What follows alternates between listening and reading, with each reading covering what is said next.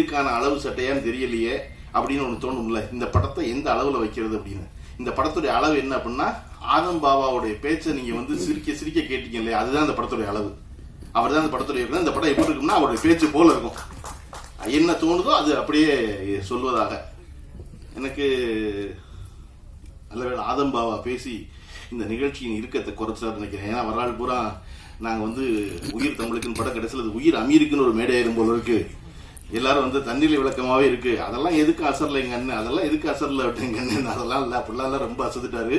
ஏன்னா சும்மா இருக்க ஒரு ஆளை போட்டு இந்த வேலையை பார்த்தா, அதாவது மாம்பழத்தின் அழகை எல்லோரும் பாராட்டுவர், மாம்பழத்தின் அழகை எல்லோரும் பாராட்டுவர், உள்ளிருந்து குடையும் வண்டின் குடைச்சலை யார் அறிவாருமா. அந்த மாதிரி உள்ளிருந்து குடையும் வண்டின் குடைச்சலை யாரும் அறிய போறது இல்லை.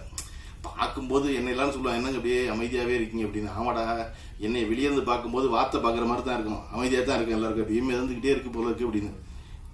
தண்ணிக்கு கீழே பார்த்தாவே தெரியும். அதுக்கப்புறம் கேமரா கீழே இருக்கு, தப்ப தப்ப தப்ப தப்ப தப்ப தப்ப தப்ப தப்ப கால் அடிக்கிற அடி நமக்கு வார்த்தைக்கு மட்டும் தான் தெரியும். அந்த மாதிரி அதெல்லாம் நடக்கத்தான் செய்யும். இது ஒன்றும் செய்ய முடியாது. எனக்கு வந்து அமீர் அவர்களை வந்து ஒரு நீண்ட காலம் வருது. நான் 15 வருஷம், நான் அவர் சொல்றேன் 40 வருஷம் இல்லை.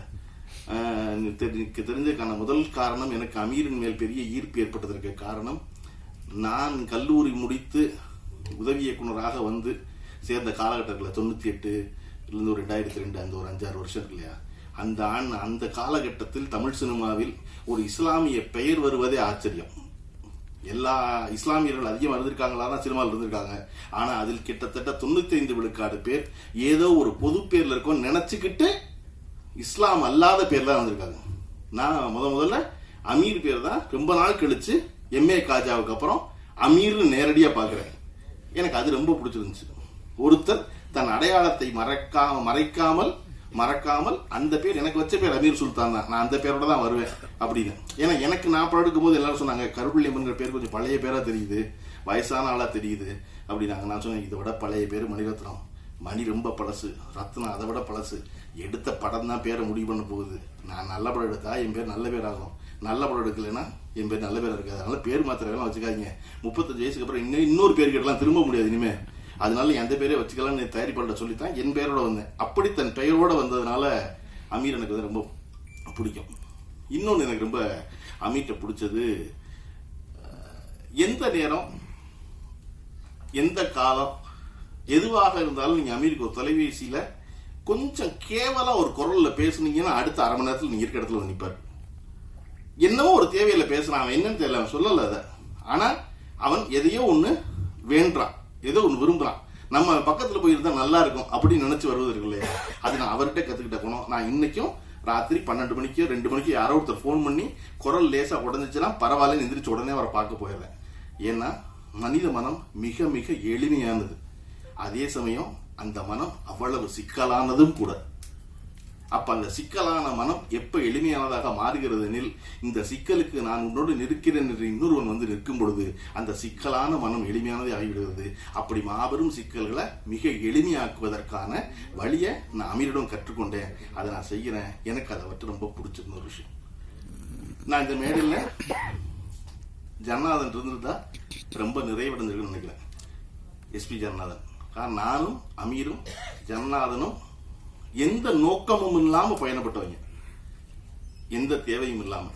வாழ்வு எப்பொழுது அழகாக மாறுகிறது, எவர் உங்களிடம் எதையும் எதிர்பார்க்காமல் இருக்கிறாரோ அவரோடும், எவரிடத்தில் உங்களுக்கு எந்த எதிர்பார்ப்பும் இல்லையோ அவரோடும் இருக்கும் பொழுது அந்த வாழ்வு மிக அழகானதாக மாறுகிறது. எனக்கும் ஜனநாதனுக்கும் அமீருக்கும் எப்பொழுதும் எந்த எதிர்பார்ப்பும் இருந்ததில்லை, எந்த வேலையிலையும். அதாவது பொதுவாக ஒரு 3 டைரக்டர் சேர்ந்து என்ன செய்வான், 3 பேர் சேர்ந்து ஒரு படம் பண்ணணும், ஒரு ப்ரொடக்ஷன் கம்பெனி ஆரம்பிக்கணும், நீ நடிங்கணும், நான் எடுக்கிறேங்கணும். அப்படி எதுவுமே இல்லாமல் சம்பந்தம் இல்லாமல் நாங்கள் எங்கெல்லாம் போயிருக்கோம் அப்படி யோசிச்சு பார்த்தா தெற்கு வடக்கா எந்த தொடர்பும் இல்லாமல் சுற்றி இருக்கோம். முதல்ல கீழடியில் அகழ்வாராய்ச்சி பண்ணி கீழடி என்ற விஷயம் வந்து உலகத்துக்கு தெரியாமல் இருந்து அப்பதான் ஆரம்பிச்ச பொழுது நானும் ஜனாவும் அமீர் கிளம்பி கீழடிக்கு போனோம். கீழடிக்கு போய் நாங்கள் ஒன்றும் பண்ண போறதில்லை, அங்கே சும்மா அமர்நாத்தை போய் பார்த்தோம், இப்படி ஒரு விஷயம் நடந்திருக்குங்கிறது எதுக்குன்னு தெரியாது, சும்மா போய் அதில் தெரிஞ்சுக்கோமேன்னு போனோம். அங்கேருந்து ஒரு நாள் வந்து ஜனநாதன் திடீர்னு வாங்கப்பா வேலூர் போவோம் அப்படின்னாரு. போவோம் அப்படின்னா, ஏன் வேலூர்னு நானும் கேட்கல, யாரை பார்க்க போகணும் அமீரும் கேட்கல. அடுத்த நாள் காலையில் ஜனா வண்டி எடுத்துட்டு வந்தார். வண்டி எடுத்துட்டு வந்ததுக்கப்புறம் தான் தெரியும் எல்லாமே சேர்ந்து அற்புதமாக ஃபோன் பண்ணாங்க, அதனால பேரறிவாளனை பார்க்க போகிறோம் அப்படின்னு வேலூர் சிறைச்சாலையில் போய் பேரறிவாளோட ஒரு 3 மணி நேரம் பேசிக்கிறதுக்கு நாள் இருக்குல்ல. எனக்கு இன்னைக்கு நல்லா பசி வாங்கி அவருக்கு பேரறிவாளன் எதிர்பார்க்கல நாங்கள் வரணும்னு. நாங்கள் பேரறிவாளனை போய் பார்த்ததுனால அவருடைய விடுதலையை ஒன்றும் வேகப்படுத்திடல. ஆனால் ஒருத்தரை பார்க்க போகணும்னு தோணுச்சு, வாங்க போகணும். அப்படித்தான் கனடா போனோம். கனடா போய் நாங்கள் ஓடிக்கிறோமா சும்மா தெரிஞ்சது இருக்குல்ல, அப்படி இருந்த ஒரு காலகட்டம். கனடாவில் வந்து பேரறிவாளன் கீரடியிலிருந்து எந்த நோக்கமும் இல்லாமல் ஊர் சுற்றிட்டு இருந்தார். இந்த காலகட்டத்தில் அவர் வந்து இப்படி ஒரு படம் என்பது எனக்கோ ஜனநாதனுக்கோ ஒப்பானதா இல்லை. எது உயிர் தமிழுக்கு இருக்கட்டும். இந்த இடத்துல நம்ம என்ன சொல்லணும்னா, நான் வந்து எதையோட யோசிச்சு பார்த்துக்கிறேன் அப்படின்னா, ரஜினிகாந்த் வந்து ஒரு நட்சத்திரமாக இருந்து, அதாவது நடிகராக பெயர் பெற்று நட்சத்திரமாக மாறி சூப்பர் ஸ்டாரை தொட்ட இடம். தொட்டுக்கிட்டு இருக்கும் பொழுது பஞ்சர் நாசலம் அவர்கள் வந்து ஒரு கதை சொல்றாரு. பஞ்சர் கதை சொன்னது அப்பெல்லாம் என்னன்னா ரெகுலரா ரைட்டு நம்ம வேலை நம்பிக்கை உள்ள ஒருத்தர் கதை சொல்றாரு. அந்த கம்பெனி படம் பண்ற முடிவு பண்ணியாச்சு. ஒரு வரி கதை கேட்டுக்க போற போய் பாங்குறோட சாயந்தரம் அவ்வளவுதாங்க இருந்த காலகட்டம் நடிகர். அப்படி இருந்த பொழுது சரி நடிக்கிறேன்னு சொல்லியாச்சு. ரஜினிகாந்த் படம் ஆரம்பிச்சாச்சு.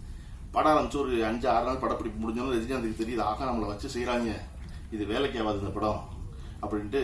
ஆனா யார்கிட்ட சொல்றது, பஞ்சன் தான் நடிக்க சொல்லிருக்காரு. இந்த வீடியோ உங்களுக்கு பிடிச்சிருந்தா லைக் பண்ணுங்க, ஷேர் பண்ணுங்க, கமெண்ட் பண்ணுங்க, சப்ஸ்கிரைப் பண்ணுங்க, மறக்காம பெல் ஐகானை கிளிக் பண்ணுங்க.